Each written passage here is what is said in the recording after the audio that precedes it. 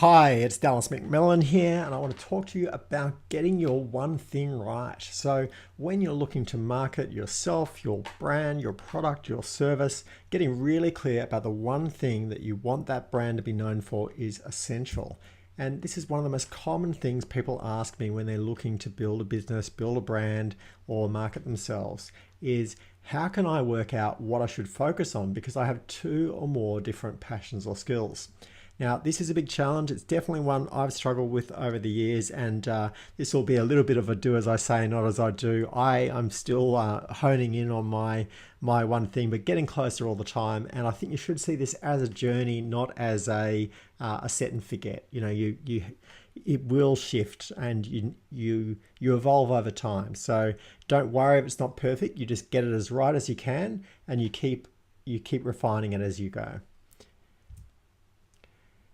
But the key thing is you want to be known for one thing. The more you can get that consistency in the mind of your marketplace, that's really what your brand is, the one thing you can deliver.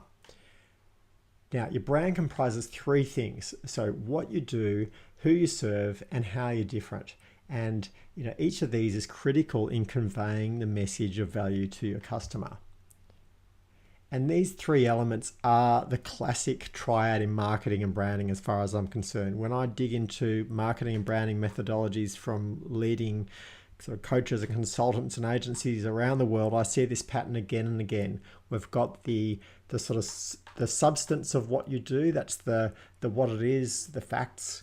Then you've got relevance, and that's who it's for, why it matters. And then you've got difference, what's unique, remarkable, or memorable about it. Those three things really make a marketing message solid. And that's because this is how our brain works. There's different parts of our brain that are looking for things that are safe and solid. They're looking for things that are relevant and meaningful. And they're looking for things that are different and stand out. And each of those serves an important function from a survival point of view. And I've got a whole video about this in my digital influence course. But those three things, just anytime you're struggling to refine your marketing message, have you address those things? Why is it believable, safe, solid, real? Why is it relevant and meaningful and matters right now? And what's different about it that means you should be paying attention to it? So we want to apply these to our marketing message when we're developing a brand and developing your one thing. So what you do, who you serve, and how you're different. The thing is, it's how you're different that makes a difference. That's really the area where you're able to add the most value, because everyone in your industry already serves the same people and does the same thing. It's where you're different that you can differentiate, where you can add extra value.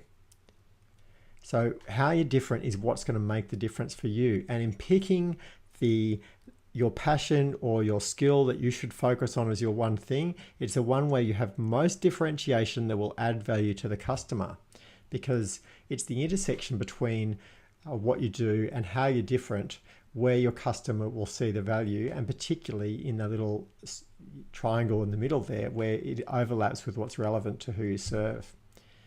And let's just, I want to go into a bit more detail in here because this was a bit of a breakthrough for me working this out. So value is created by what you do and how you're different. Your niche is really what you do and who you serve. That's your industry and your customers. And your tribe, your passionate band of followers, they're attracted to you because of how you're different. That's why they choose you over someone else.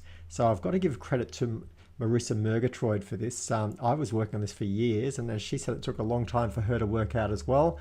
But she sort of summed this up really nicely in terms of what goes in these little corners. So a bit of credit where it's due there.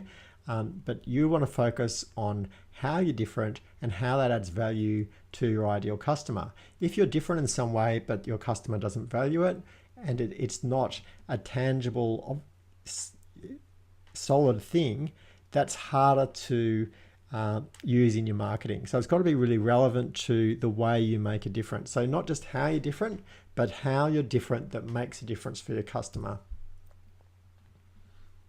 So have a think, how does how you're different make a difference for your clients?